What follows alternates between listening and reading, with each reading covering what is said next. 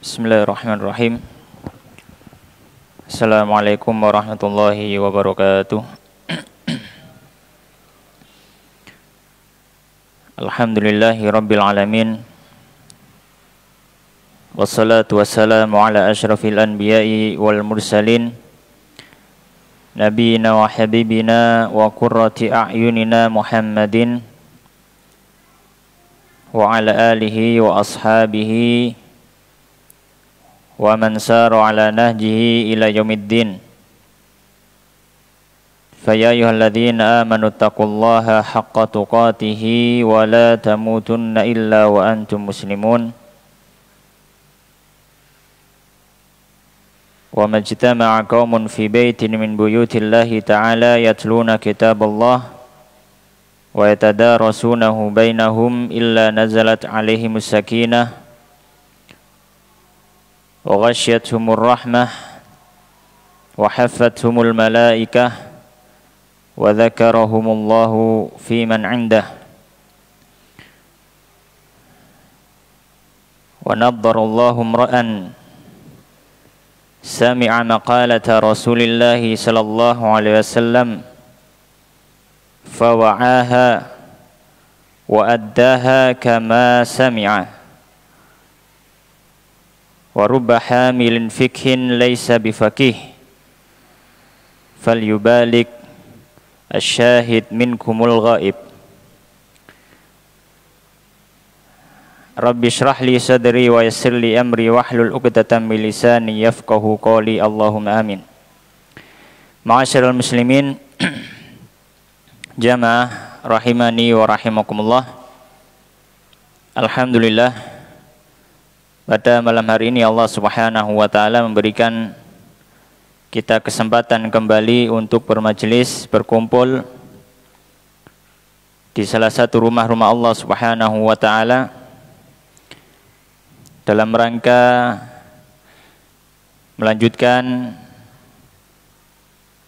kajian dari kitab Syama'ilun Nabi atau Syama'il Muhammadiyah yang ditulis oleh Imam At-Tirmidzi yang wafat tahun 279 Hijriah rahimahullahu rahmatan wasi'ah, yang mana kitab ini berisi hadis-hadis yang dikumpulkan oleh Imam Tirmidzi, hadis-hadis yang berkenaan dengan biografi dan keseharian kehidupan Nabi sallallahu alaihi wa ala alihi wasallam. Dan pada pembahasan yang sebelumnya kita sudah membahas tentang bab nama-nama Nabi sallallahu alaihi wasallam. Al-Musannif menyebutkan beberapa hadis, di dalamnya disebutkan bahwasanya Nabi sallallahu alaihi wasallam memiliki beberapa nama, memiliki beberapa julukan. Yang masyhur nama beliau adalah Muhammad, dan nama beliau juga Ahmad, juga dijuluki dengan Nabi Rahmah, kemudian disebut dengan Nabi Taubah, disebut dengan Al-Muqaffa, Al-Hashir, Nabil Malahim, dan seterusnya, Khatamun Nabiyyin, dan banyak julukan-julukan yang disematkan untuk Nabi SAW, yang mana itu menunjukkan keagungan dan kemuliaan dari orang tersebut. Karena dalam bahasa Arab, ketika suatu hal memiliki banyak nama, itu menunjukkan kemuliaan dari suatu tersebut. Dan insyaallah pada malam hari ini kita melanjutkan bab yang ke-52, bab yang berikutnya, yaitu bab tentang kehidupan Nabi sallallahu alaihi wasallam secara umum. Ini penting untuk kita memperhatikan bagaimana kehidupan Nabi sallallahu alaihi wasallam secara umum, untuk supaya kita bisa meneladani, mencontoh semampu kita, dan juga semakin kita mencintai Nabi sallallahu alaihi wasallam. Faqala al-musannifu rahimahullahu ta'ala wa nafa'ana bi'ilmihi fid darani amin. Berkata Imam At-Tirmidzi rahimahullahu ta'ala, babun, bab ma jaa fi 'aisyin nabi, penjelasan tentang kehidupan Nabi sallallahu alaihi wasallam. Maksudnya adalah kehidupan Nabi sallallahu alaihi wasallam secara umum.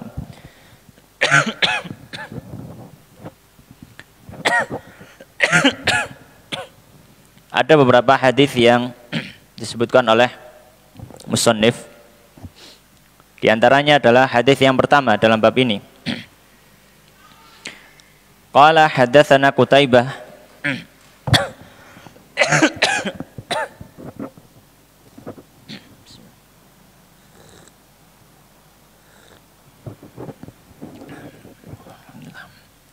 Qala haddatsana Qutaibah bin Sa'id qala haddatsana Abu al-Ahwas an Simak bin Harb qala sami'tu Nu'man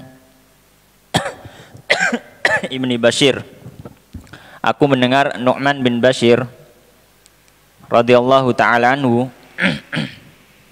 yaqul, beliau mengatakan, alastum fi ta'amin wa syarabin ma syi'tum, bukankah kalian berada di antara makanan-makanan dan minuman-minuman yang kalian inginkan? Laqad ra'aitu nabiyakum, sungguh aku telah melihat nabi kalian, wa ma yajidu minad daqli au minad daqali, dan beliau tidak mendapati satu butir kurma yang jelek, ma yamla'u batnahu, yang bisa mengisi perutnya, yang bisa mengisi mengisi perutnya. Maka di sini sahabat Nu'man bin Bashir radhiyallahu ta'ala anhu, di zaman beliau, yang mana zaman setelah Nabi tentunya, di sini beliau memberikan nasihat kepada para muridnya, memberi nasihat kepada orang-orang yang hidup di zaman itu, ya, yang mana mereka mendapati kehidupan ini atau kehidupan mereka berkecukupan, makan apapun yang mereka inginkan, alhamdulillah tersedia. Minuman apapun yang mereka inginkan disediakan.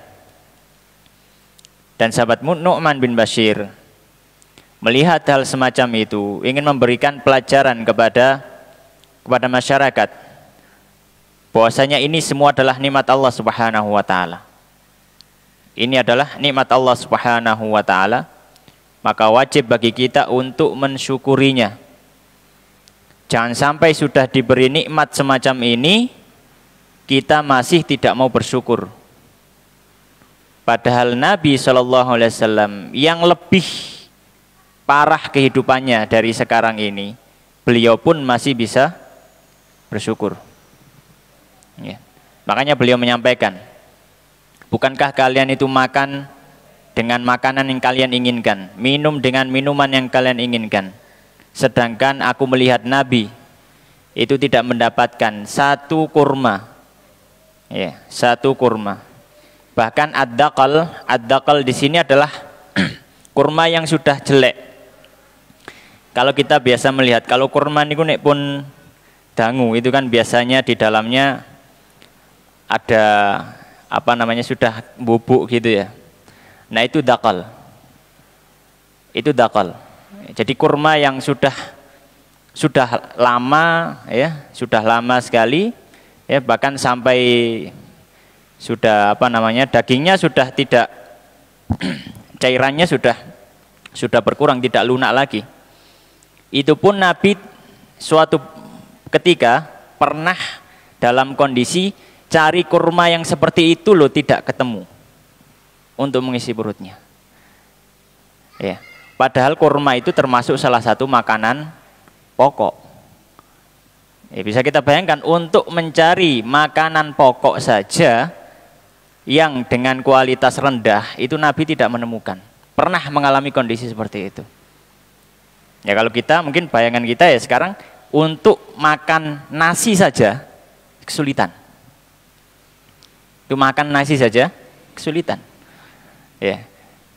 Karena sudah maklum ya, meskipun insya Allah kalau semiskin apapun, kalau cuma beras insya Allah masih ada.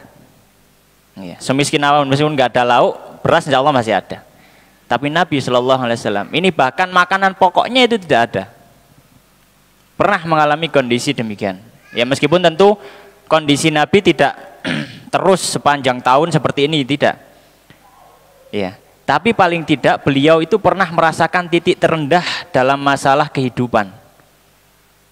Terkhusus lagi dalam masalah kebutuhan sehari-hari. Dan itu tidak membuat Nabi SAW kecewa dengan takdir Allah atau beliau tidak bersyukur. Beliau masih bersyukur. Bahkan disampaikan beliau dalam kondisi ekonomi yang seperti itu. Kemudian ditanya oleh Sayyidah Aisyah, kenapa kok sholat sampai bengkak-bengkak? Beliau mengatakan, afala nakuna abdan syakur. Kenapa saya nggak boleh menjadi hamba yang bersyukur? Bayangkan Nabi yang seperti ini masih bersyukur. Maka kalau kita sudah diberikan kenikmatan yang luar biasa, kemudian kita tidak mau bersyukur, tidak memanfaatkan kenikmatan yang diberikan Allah untuk semakin bertambah ibadah kita, ketakutan kita kepada Allah, maka sungguh kita menjadi hamba yang sangat-sangat merugi. Ya, bahkan semua ini akan ditanya oleh Allah Subhanahu wa taala. Ya, suatu ketika Nabi SAW bersama Abu Bakar dan Umar keluar dari rumahnya, kemudian datang ke sebuah kebun. Di situ ada sahabat, kemudian dipersilahkan untuk makan kurma dan minum air. Maka Nabi SAW ketika sedang makan mengatakan kepada sahabat Abu Bakar, kepada sahabat Umar, kurma dan air putih ini sungguh kelak akan ditanya oleh Allah. Kurma dan air putih, ini cuma kurma dan air putih. Itu kelak akan ditanya oleh Allah Subhanahu wa taala. Tsumma latus'aluna yauma idzin 'anin na'im. Kelak kalian akan ditanyai pada hari itu ya, pada hari kiamat tentang apa? Anin na'im. Segala macam kenikmatan, segala macam fasilitas hidup yang diberikan Allah Subhanahu wa taala. Maka pelajarannya dari hadis ini ya, pelajaran yang bisa kita ambil dari hadis ini adalah bahwasanya dengan kehidupan Nabi SAW yang serba kekurangan, Nabi SAW masih bersyukur kepada Allah Subhanahu wa taala.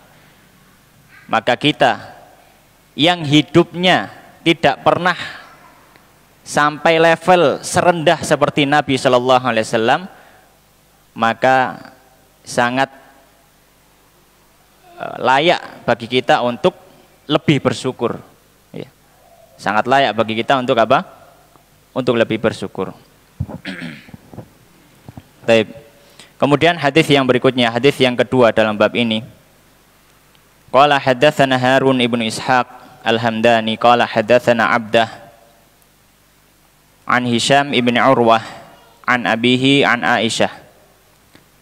Dari Sayyidah Aisyah radhiyallahu taala anha, qalat, beliau mengatakan, kunna ala Muhammadin, kami keluarganya Rasulullah sallallahu alaihi wasallam, namkuthu syahran, pernah dalam 1 bulan, manastauqidu binar, kami tidak pernah menghidupkan api. Ya. Ini selama 1 bulan tidak pernah masak. 1 bulan tidak pernah masak. Ya, terus makannya apa? In huwa illa tamru wal ma. Tidak lain dan tidak bukan selama 1 bulan itu hanya makan kurma dan air. Selama 1 bulan hanya makan kurma dan air. Ya. Maka di sini Sayyidah Aisyah radhiyallahu taala anha sebagai istri Nabi yang tentu mengetahui bagaimana seluk-beluk rumah Nabi. Ya, mengetahui bagaimana seluk-beluk rumah Nabi. Ya, Nabi Shallallahu alaihi wasallam bukan hamba, beliau bukan pemimpin, beliau bukan panglima, bukan nabi yang dikelilingi dengan harta benda dan kemewahan dunia. Ya. Tapi beliau diliputi dengan kesederhanaan, dan untuk masalah dunia maka beliau tidak terlalu memusingkannya. Tidak terlalu memusingkannya. Ya. Bahkan di dalam apa yang disampaikan Sayyidah Aisyah, ya bisa kita bayangkan, ya, dalam rumah tangga selama 1 bulan nggak pernah masak. Itu kan sudah sesabar-sabarnya suami dan sesabar-sabarnya istri kan gitu. Ya. Ya mungkin kalau terjadi di hari ini, ya tidak pernah masak, nggak pernah masak tapi beli terus gitu ya. Ini malah lebih mewah ya. Enggak, ini maksudnya Nabi ya nggak beli, di zaman Nabi nggak ada warung ya, nggak ada jualan gitu. Ya kalau nggak pernah masak ya sudah makan kurma sama air. Kurma itu buah itu ya. Maka di sini Nabi Shallallahu alaihi wasallam memberikan tauladan, memberikan pelajaran pada kita, ya, memberikan pelajaran pada kita bahwasanya untuk masalah makanan, wabil khusus makanan ya, baik itu makanan atau minuman ya, konsumsi sehari-hari ya, maka beliau tidak terlalu memilih-milih dan beliau menerima apa yang ada.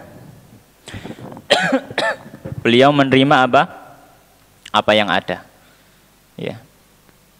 Dan Nabi Shallallahu alaihi wasallam ketika di rumah tidak ada apa-apa ya karena memang kondisi ekonomi, karena Nabi itu kan tidak kerja ya.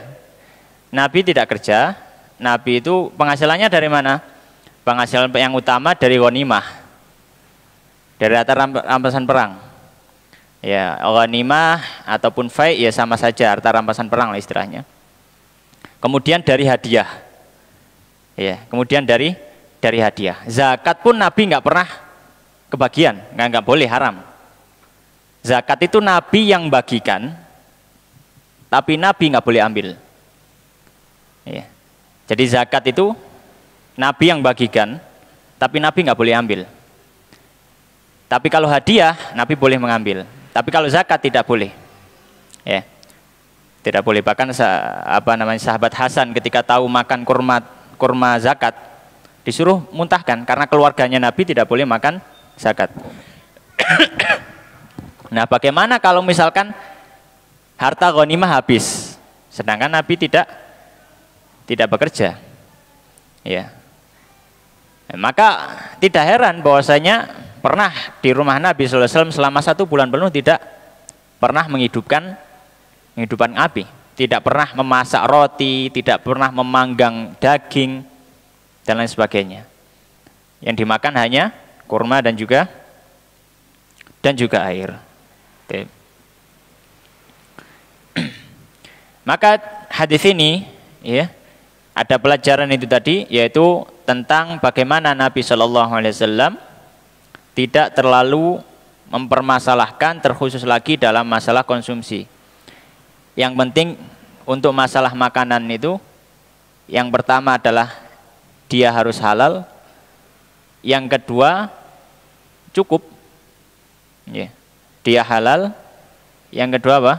Cukup, ya. Maka beliau dengan kurma dan air cukup. Ya, dengan kurma dan air apa? Cukup. Baik.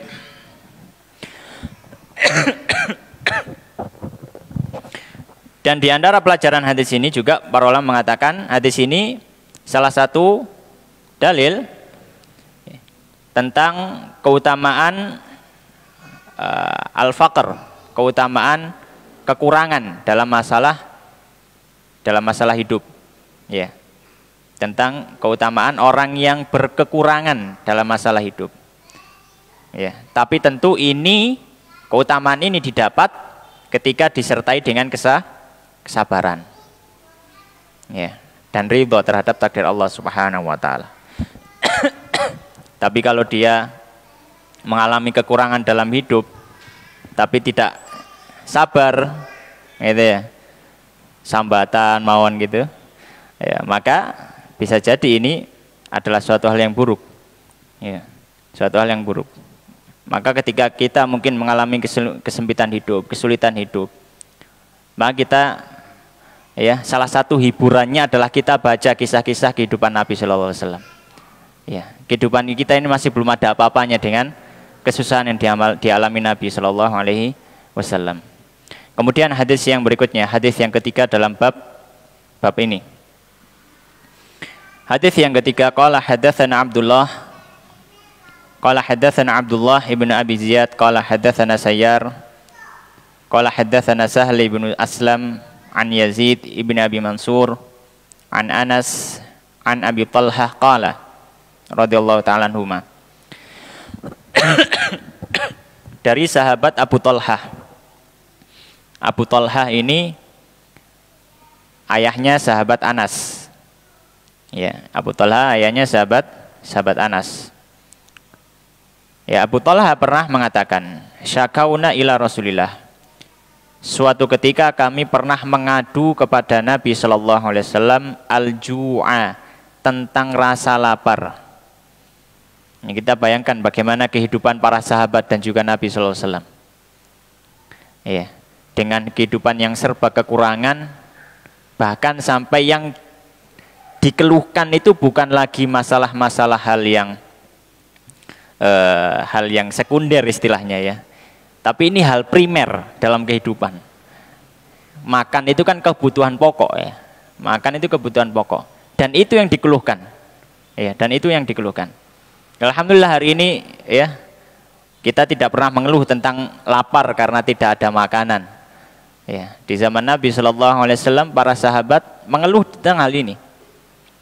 Meskipun begitu, tidak mengurangi semangat mereka untuk berbuat kebaikan, beribadah kepada Allah dan menyebarkan agama Allah Subhanahu wa taala.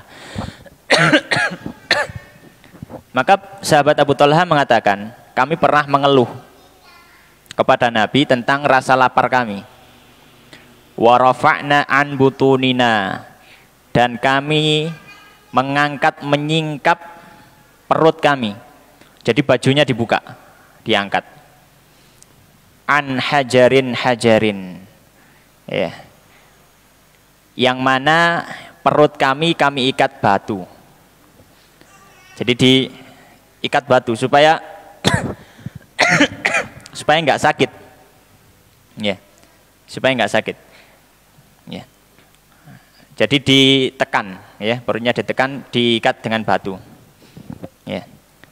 Dengan harapan apa? Dengan harapan supaya Nabi tahu, ya, dengan harapan mungkin supaya Nabi mungkin berdoa atau apa mendapatkan rezeki dan lain sebagainya.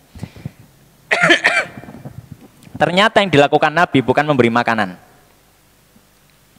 Ya. Ternyata yang dilakukan Nabi bukan apa? Memberi makanan. Ya. Kan harusnya solusi logisnya, orang lapar, solusinya apa? Kasih makan. Solusi logis. Tapi kadang Nabi itu memberikan solusi nggak logis.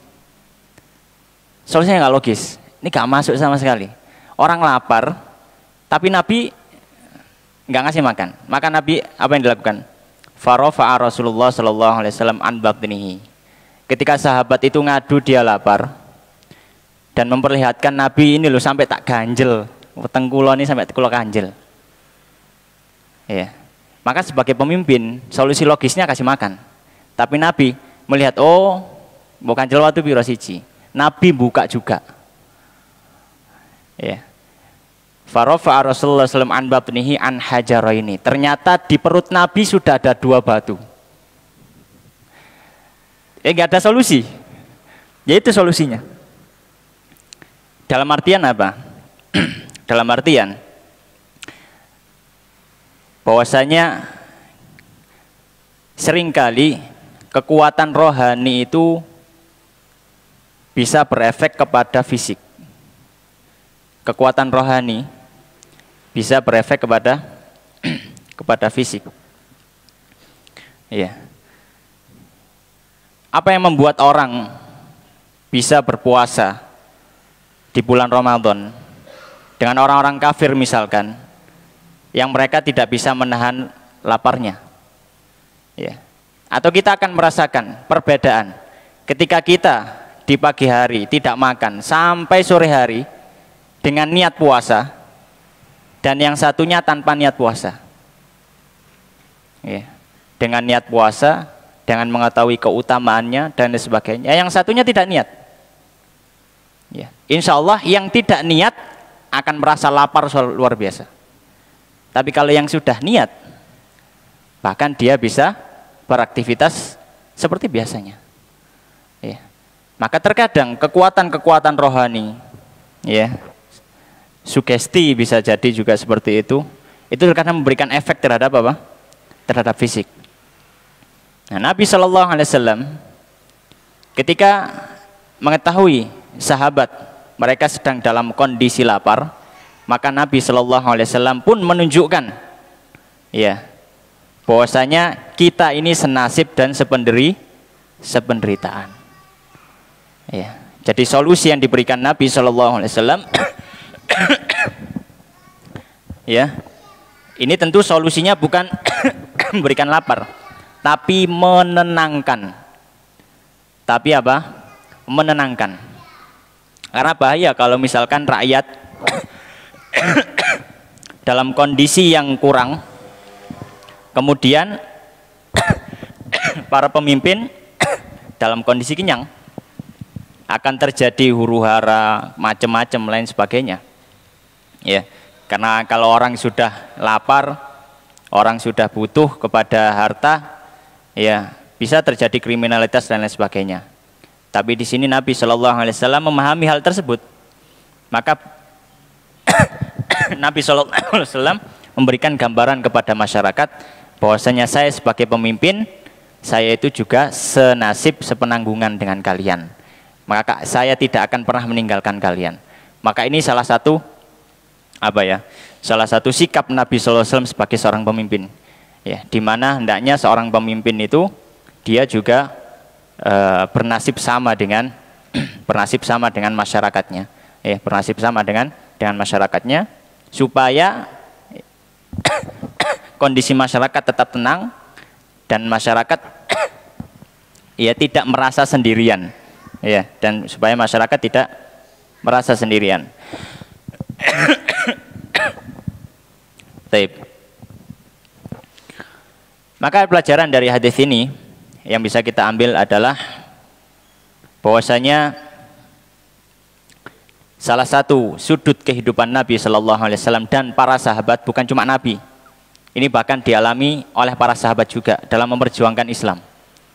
Ya, sudut kehidupan mereka adalah pernah mereka merasakan kelaparan yang luar biasa untuk memperjuangkan agama Allah Subhanahu Wa Taala. Maka kita yang tidak pernah merasakan kelaparan seperti kelaparannya para sahabat, jangan sampai kita melemah dalam ikut memperjuangkan dan menyampaikan agama Allah Subhanahu wa Ta'ala. Ya. Baik. Kemudian hadis yang berikutnya. Hadis yang keempat dalam bab ini, qala hadatsana Muhammad ibn Ismail, yaitu Al-Bukhari. Qala hadatsana Adam ibn Abi Iyas, qala hadatsana Syaiban Abu Muawiyah, qala hadatsana Abdul Malik ibn Umair an Abi Salamah ibn Abdurrahman an Abi Hurairah dari sahabat Abu Hurairah radhiyallahu taala anhu. Beliau mengatakan qala kharaja Rasulullah sallallahu alaihi wasallam pernah keluar dari rumah beliau fi sa'atin dalam satu waktu la yakhruju fiha yang mana beliau tidak pernah keluar di waktu itu. Ya. Jadi ada suatu waktu yang mana beliau ini pernah keluar dari rumahnya, yang mana tidak pernah terlihat Nabi itu keluar jam segini gitu. Wala yalqahu fiha ahadun, dan tidak ada pernah seorang pun yang menemui Nabi di jam-jam seperti itu. Ya. Tidak ada yang menemui Nabi di jam-jam seperti itu. Nabi tiba-tiba keluar. Fa'atahu Abu Bakrin. Maka Abu Bakar pun datangi. Ini salah satu keistimewaan Abu Bakar ya. Ya, keistimewaan Abu Bakar. Ya. Bahkan ketika para sahabat yang tidak menyadari bahwasanya Nabi itu keluar, sahabat Abu Bakar menyadari. Ya. Begitulah ketika eratnya hubungan antara sahabat Abu Bakar dengan Nabi sallallahu alaihi wasallam. Faqala, maka Abu Bakar mengatakan, maka Rasulullah mengatakan, "Ma ja'a bika ya Abu Bakrin?" Apa yang membuatmu datang wahai Abu Bakar? Maksudnya apa yang membuatmu keluar juga? Kharajtu, aku keluar, sahabat Abu Bakar mengatakan, aku keluar alqa Rasulullah, untuk menemui Nabi sallallahu alaihi wasallam. Wa anzuru fi wajhihi, dan supaya aku bisa melihat wajahnya. Ya. Melihat wajah Nabi sallallahu alaihi wasallam. Wa taslim alaihi, dan supaya saya bisa mengucap salam. Ya, mengucap salam. Jadi ketika sahabat Abu Bakar itu ingin ketemu Nabi, harapannya bukan harapan duniawi. Ya, harapannya bukan harapan duniawi. Harapannya cuma bisa melihat wajahnya Nabi dan mengucap salam. Ya. Karena dengan hanya melihat wajah Nabi sallallahu alaihi wasallam, maka hati para sahabat itu bisa menjadi tenang. Ya. Disebutkan beberapa ulama salaf bahwasanya ketika melihat wajah orang-orang yang beriman, orang yang bertakwa kepada Allah Subhanahu wa taala, itu bisa menenangkan hati. Bisa menenangkan hati. Bahkan Ibnu Qayyim, murid dari Syekhul Islam Ibnu Taimiyah, beliau mengatakan, dulu kami murid-muridnya Syekhul Islam Ibnu Taimiyah, ketika kami merasa sedang kesusahan, sumpek gitu ya di rumah, maka kami datang pergi menemui guru kami Ibnu Taimiyah. Bukan apa-apa, cuma pengen melihat beliau saja. Ya, melihat beliau saja itu sudah ayem, tentrem gitu ya, sudah merasa tenang di dalam hati, ya, merasa tenang di dalam hati. Jadi sahabat Abu Bakar ini keluar cuma ingin melihat wajahnya Nabi, ya, dan mengucap salam. Tentu karena salam kepada Nabi Shallallahu Alaihi Wasallam memiliki keutamaan. Falam yalbath, maka tidak lama anja Umar pun datang. Faqala, maka Nabi bertanya, maja abika ya Umar, apa yang membuatmu datang wahai Umar? Qala, maka sahabat Umar ini langsung belak-belakan. Beda dengan sahabat Abu Bakar. Ya, sahabat Abu Bakar nanti tadi mengatakan saya keluar cuma ingin melihat jenengan. Tapi sahabat Umar ketika ditanya kenapa keluar, maka sahabat Umar mengatakan alju ya Rasulullah. Ya, saya lapar ya Rasulullah. Ya. Ya, ini 3 orang yang menjadi pemimpin masyarakat ketika itu, semuanya keluar dari rumahnya dengan alasan lapar. Qala sallallahu alaihi wasallam, kemudian Nabi mengatakan, wa ana qad wajadtu ba'da dzalik, saya juga lumayan lapar gitu. Ya. Jadi Nabi SAW enggak menyampaikan secara vulgar, enggak. Ya, Nabi menyampaikan wa anna qad wajadtu ba'da sebagian. Ba'da dzalik, sebagian dari rasa lapar itu. Maksudnya ya, saya juga lumayan lapar sih. Umar jelas-jelas saya lapar. Tapi Nabi enggak, saya itu ya lumayan lapar ya. Fantalaku ila manzili Abil Haytham Ibn Tayyihan Al-Ansari. Maka mereka pun berangkat menuju rumahnya sahabat Abul Haytham, salah seorang sahabat. Wa kana rajulan katsiran nakhli wasya. Dan Abul Haytham ini terkenal orang yang punya kebun kurma banyak dan punya kambing. Jadi punya harta lumayan. Walam yakun lahu khadamun. Dan beliau tidak memiliki, ya Abul Haytham ini tidak memiliki pembantu. Jadi kebun digarap sendiri, kambingnya juga diurusi sendiri gitu. Falam yajidu, maka ketika ke rumahnya enggak ketemu. Ya sedang di kebun atau sedang menggembala kambingnya. Faqalu limraatihi. Maka para 3 orang tadi, Nabi, sahabat Abu Bakar dan Umar, ketika datang ke rumahnya, yang nyambut istrinya sahabat Abul Haytham. Ya, maka ditanya istrinya, aina sahibuk, di mana suamimu? Gitu ya. Kemudian istrinya mengatakan, faqalat intalaqa yasta'dzibu lanal ma. Ya, suami saya sedang keluar ya, mencari air. Ya, mencari air untuk rumah ya. Falam yalbathu anja Abul Haytham. Maka tidak lama pun datang Abul Haytham. Pikir batin yaz'abuha, dengan 1 gentong air yang sudah terisi, atau 1 gentong yang sudah terisi dan air. Fawadha'a, kemudian beliau letakkan. Tsumma jaa yaltazimu Nabi, kemudian datanglah beliau menuju Nabi SAW. Wa yufaddihi bi abihi, kemudian beliau bersumpah dan bertanya. Tsumma antalaqa bihim ila hadiqatihi, kemudian mereka akhirnya berangkat ke kebunnya Abul Haytham. Fabasata lahum bisaton, kemudian hamparkan alas atau tikar ya. Tsumma antalaqa ila nakhlatin, kemudian beliau Abul Haytham ngambil kurma. Faja'a bikinwin fawada'ahu, kemudian beliau ngambil 1 tangkai ya, 1 tangkai kurma, 1 tandan gitu ya, 1 tandan kurma, kemudian diletakkan. Faqala Nabi sallallahu alaihi wasallam, maka Nabi sallallahu alaihi wasallam mengatakan, afala tanaqaita lana min rutabiha ya. Mengapa kok tidak kamu cari yang masih agak mentah saja ya, dalam artian kalau yang sudah lumayan matang kayak gini, ini siap panen ya, kalau kamu kasihkan ke kami nanti panenmu akan kurang gitu. Jadi Nabi itu menyampaikan, cari yang agak-agak mentah saja nggak masalah gitu, nggak apa-apa, yang penting bisa dimakan. Faqala, maka Abu Haytham mengatakan, ya Rasulullah, wa ya Rasulullah, inni aratu an takhtaru au takhayyaru min rutabihi wa busrihi. Wahai Nabi, saya sengaja memilihkan dari yang agak mentah dan yang sudah matang.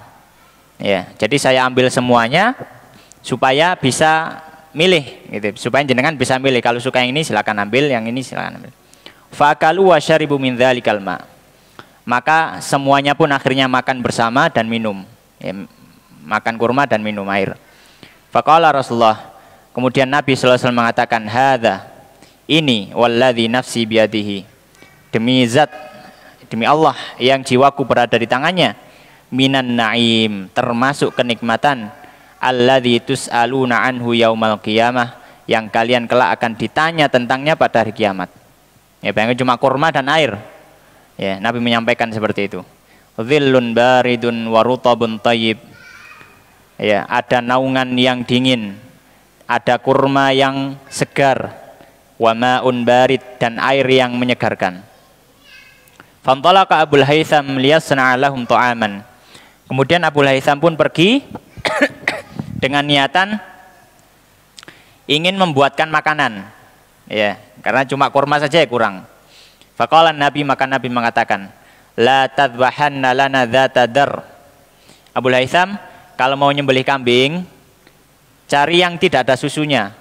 Karena eman kalau ada susunya itu.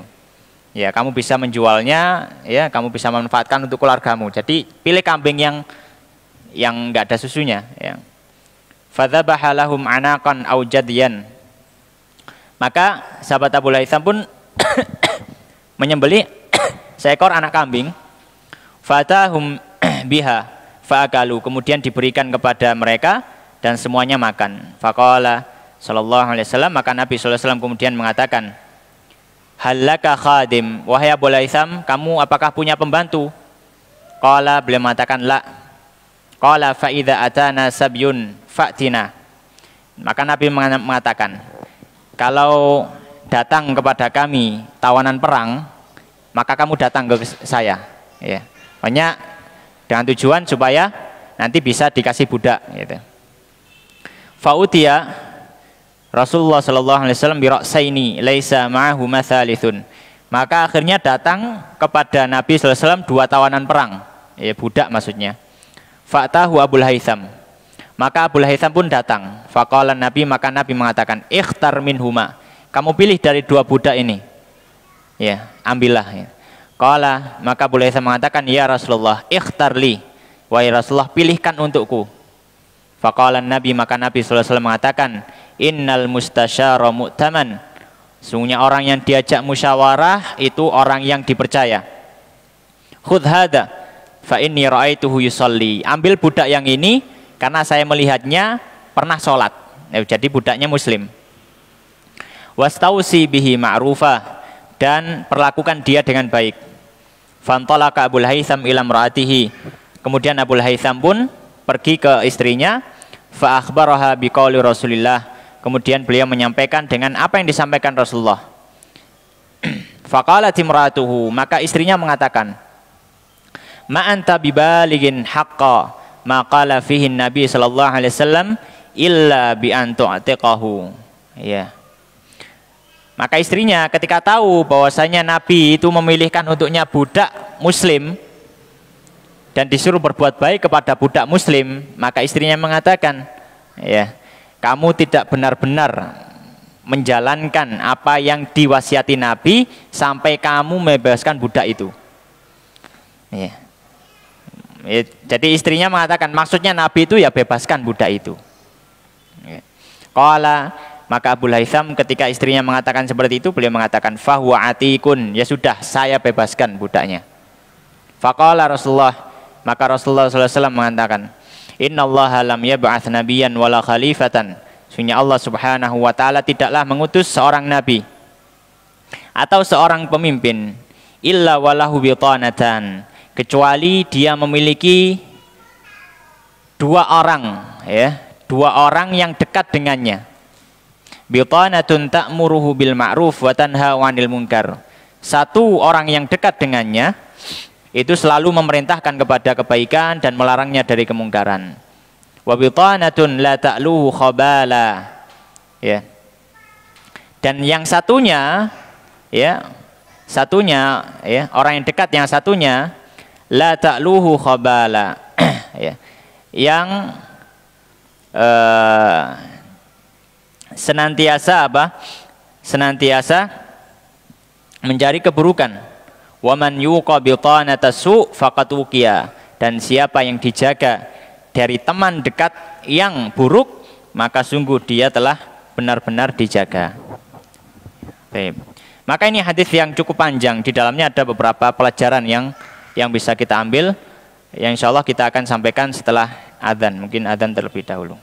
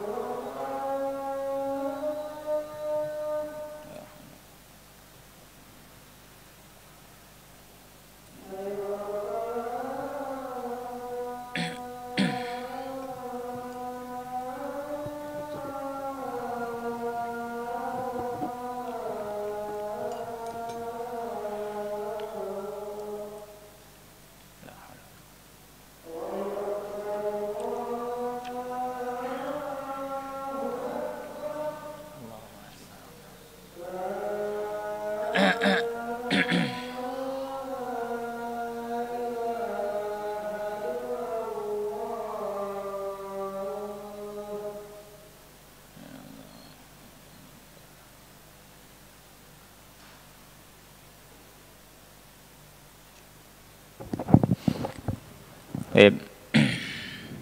Maka dalam hadis ini ada beberapa pelajaran yang bisa kita ambil.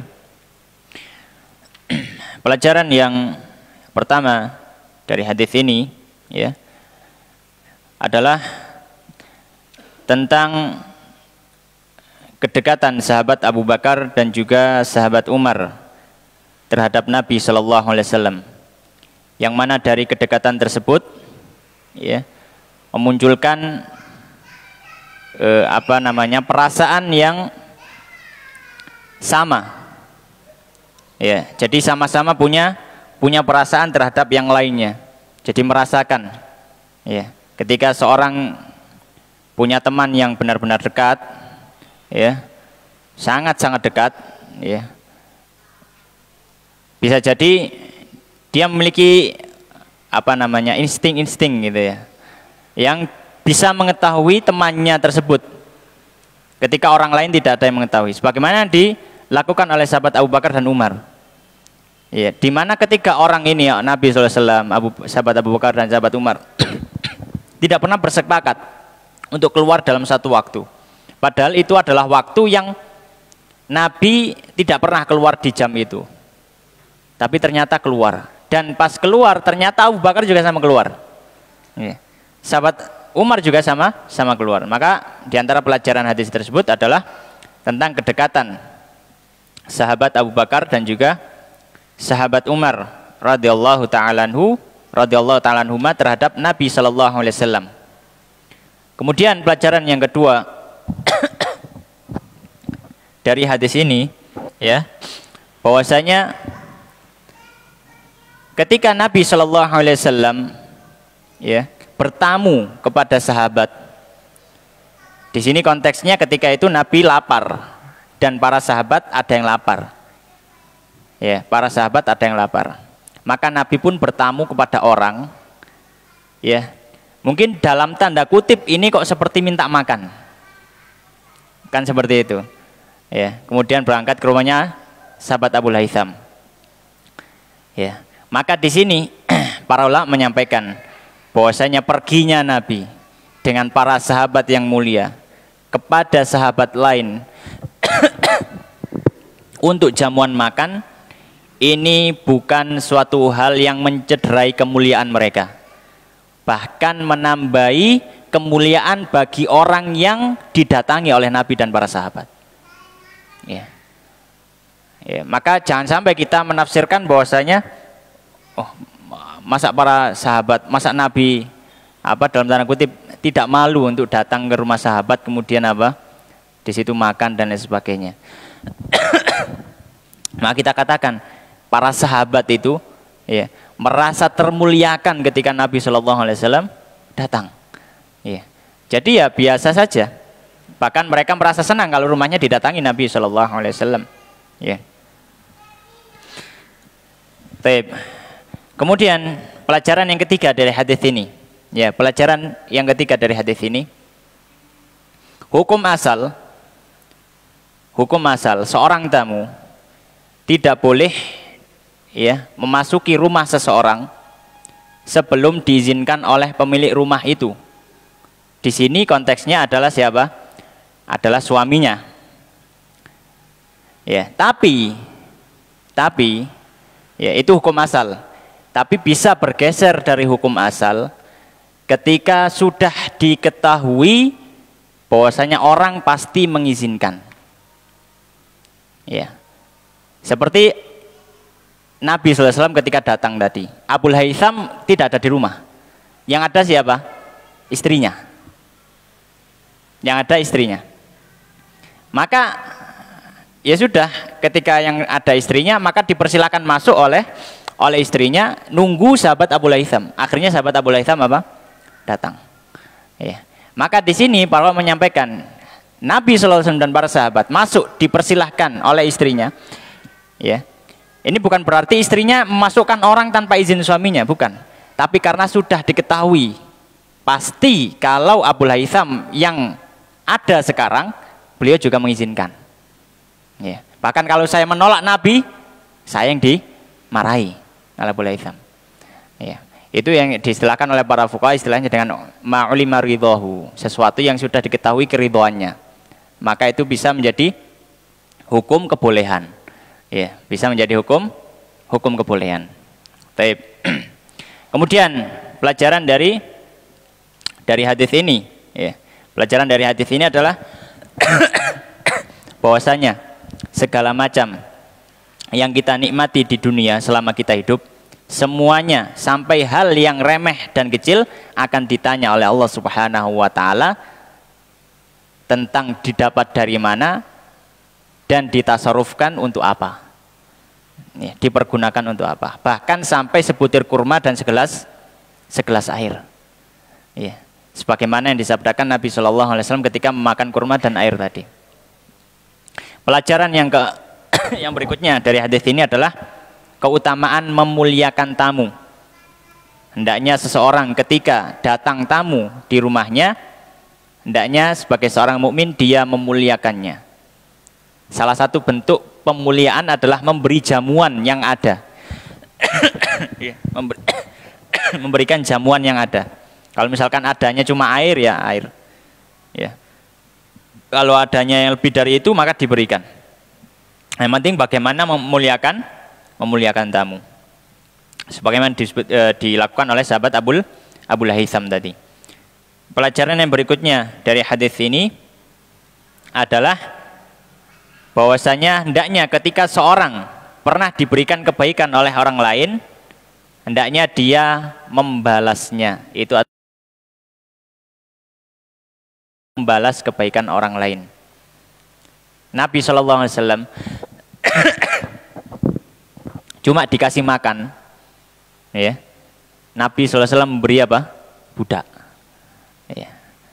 Di pertemuan yang sebelumnya tentang kisah Nabi SAW, dikasih satu wadah buah, dibalas Nabi SAW dikasih apa? Emas. Ya. Nabi SAW akhlaknya begitu mulia. Ya. Jadi ketika ada orang yang membuat kebaikan pada kita, maka usahakan kita bisa membalas kebaikan orang tersebut. Kemudian pelajaran terakhir dari hadis ini adalah bahwasanya setiap manusia itu akan ada dua orang atau dua hal yang menarik, yang satu menarik kepada keburukan, yang satu menarik kepada kebaikan, baik dari golongan jin ataupun manusia. Ya. Maka Nabi SAW mengatakan tadi, faman yuqa bitanatasu faqad wuqi. Maka siapa yang dilindungi dari orang atau sesuatu yang selalu mengajak kepada keburukan, maka sungguh dia telah dilindungi oleh Allah Subhanahu wa taala. Ya, telah dilindungi oleh Allah Subhanahu wa taala. Ini adalah beberapa pelajaran yang bisa kita ambil dari hadis ini. Insyaallah kita akan lanjutkan pada pertemuan berikutnya. Demikian wallahu taala alam. Wassallallahu ala nabiyina wa habibina Muhammadin wa ala alihi wa ashabihi ajma'in. Kita tutup dengan doa kafaratul majelis. Subhanakallahumma bihamdika asyhadu an la ilaha illa anta astaghfiruka wa atubu ilaik. Wa akhiru da'wana alhamdulillahi rabbil alamin. Wassalamualaikum warahmatullahi wabarakatuh.